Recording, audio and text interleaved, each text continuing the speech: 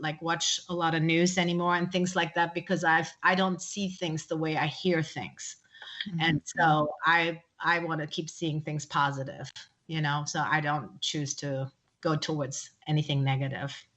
Yeah, I'm with you. And I will be the first to admit sometimes I'm real guilty of just spending too much time on Facebook, or too much time. I've gotten in this really terrible habit of going to, I'm a bit of a night owl these days, and going to bed with my phone. And that's when I'm getting caught up on the news of the day and have my CNN app, or, and that's just the worst way. I need to rethink that habit. I really, truly do. It's very stimulating at night.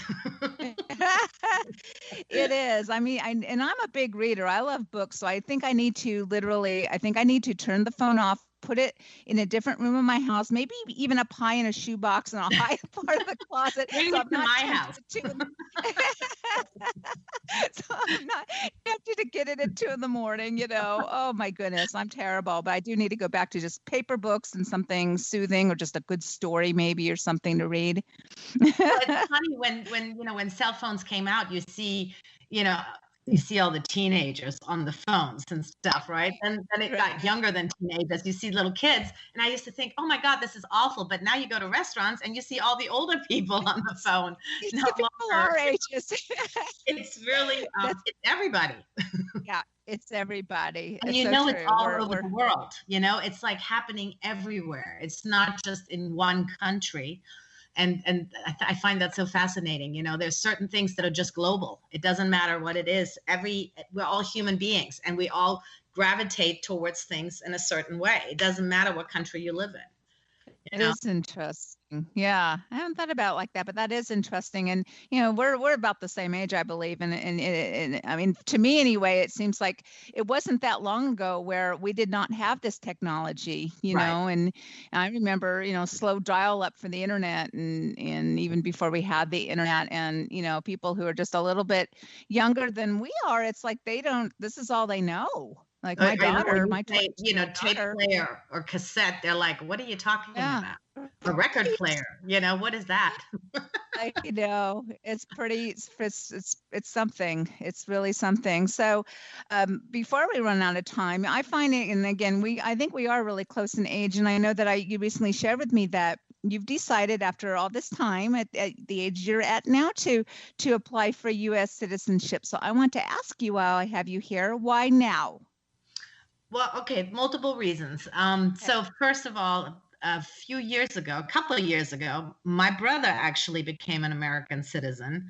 So that was, I got to be there. He lives in San Diego, California. And so my sister and I flew out there, and we got to experience the swearing in ceremony. And he was one of thousands of people standing there in this big auditorium. And that was the morning crew. They had another one in the afternoon. And they made everybody from each country stand up. So they cited, there were like 30 countries represented. And that was the first time that it made an impression on me. It really did, because I know that I'm never going to live in Germany, even though I cling to that passport. But in reality, this is where my home is. And so why would I not represent that in any other way, besides saying it? And then my husband's the other reason, because it's been on his mind. Even though he's Vietnamese, he is American citizen. He became one when he came here as a refugee. And that was always important to him. He feels that it's very important that we both have the same citizenship. If something were to ever happen, that we stay together. And so with all that said, my passport is going to expire again in 3 years. Every 10 years I have to renew it. And I just decided that maybe it's time. What am I waiting for? And what better way to show the love that I have for the country by becoming a citizen of the country? Because that's an honor for me to be able to say that I'm an American citizen. And so those are some of the reasons that made me change my mind after all these years. For sharing. Yeah, that'll be amazing. And this is going to be a really stupid question, but maybe there's no such thing as stupid questions. So like when you do that, do you still get to keep your German citizenship, or do you have to give that up? You give up your citizenship. Certain countries don't allow dual citizenship, for example. Others like a friend of ours, also from karate, he has dual citizenship in America and the country that allows it. But Germany does not allow that. And so when you declare a citizenship to a country, then you cannot be citizen of their country any longer.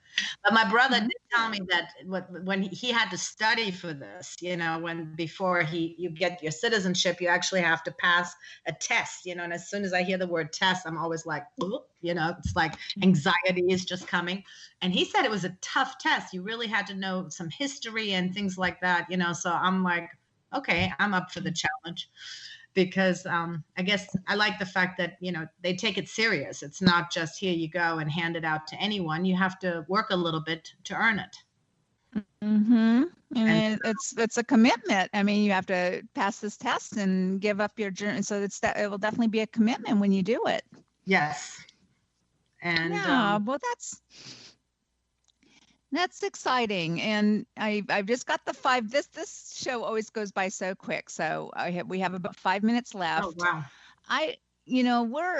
A lot of us can't travel the way we would like to right now, right? I know that, a lot of travel restrictions. So part of a goal of this show also is just to be able to share with other people who might be tuning in, what if they had, let's say we have someone out there who's never visited the United States of America, and when they are able to travel and visit, where would you recommend they visit? Do you have any recommendations for people?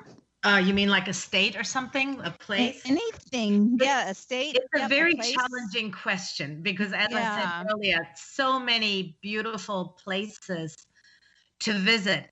You do. I think that obviously the capital is always a place, going to Washington, D.C. I mean, I think that's an experience. New York, of course, right now, maybe not, but in the future, for sure. My uncle, when he came for the first time, he was a little skeptical. He was a reporter and had been all over Europe, obviously, but never to America. This is about 10 years ago. And so it was my mother's birthday, and he came to see her. And he was a little skeptical at first, and boy, did he fall in love. He ended up driving up the East Coast. That's the first visit that he did. Then he came back and did the West Coast. And so he, like, bit by bit did pieces of the country. And I think that's the part when you come here, it's so hard to figure out where do you want to go first. Probably go somewhere that is not similar to where you're coming from, so that you really get the flavor. But I think the most important thing is when you go to a country, and at least it is for me, I try not to always do the touristy things. I try to do what the people of the city, or of the state do. Go to the restaurants that the locals go to and things like that, rather than to do too much of the touristy experience, because then I don't think you really get the true impression of what a place is like. Yeah, that's good advice. And it's easy. I know I love planning. Like, I'm a big armchair traveler, and sometimes you can almost feel when you are planning a trip, make it too busy of an itinerary and not leave room for spontaneity and just kind of, going where the locals are. And as you say, not going to the big spots that every tourist needs to visit, right? So we got Hard Rock cafes all over the world, right? So we do, right? Not that new to people anymore, like McDonald's. Exactly. Well, I've just been given the 2-minute warning, believe it or not. Any final thoughts you would like to share with us before we say goodbye today? Well, I would love to thank you, first of all, for deciding to do this, because I do think that you picked just the right time and the right topic for this time. And like I said, gratitude, I think, is the most important thing in anyone's life, because you have to, once you've experienced things, once you get older and you have some not so great experiences, gratitude really helps you get through things. And you have to see the positive, the glass half full, not half empty, all those silly little quotes that when we were younger, like, what the heck are these people talking about? Well, now they all make sense, as you get older. And It's so true. Yeah. Well, on that note, I am out of time, and I am very thankful to you for joining me today, and I'm thankful to Joseph, my producer, for helping put this together, and I'm thankful to all of you listeners out there that I know your time is valuable and you chose to spend part of your day with me and Jessica today. So, thank you, everyone. Our time is up. But I look forward to doing this again with you next week. I have a new website, wonderaroundtheworld.com, and I'm open to your feedback as well. You can certainly email me at wonderaroundtheworld@outlook.com. So for now, our time is up. This is Deborah DePietro, and I hope you enjoyed your time with me wandering around the world. Perhaps you've been reminded about something wonderful in your own backyard, learned something about a faraway place, or got some ideas for future trips. Here's to keeping wonder alive, moving forward, and connecting with our global neighbors. See you next time.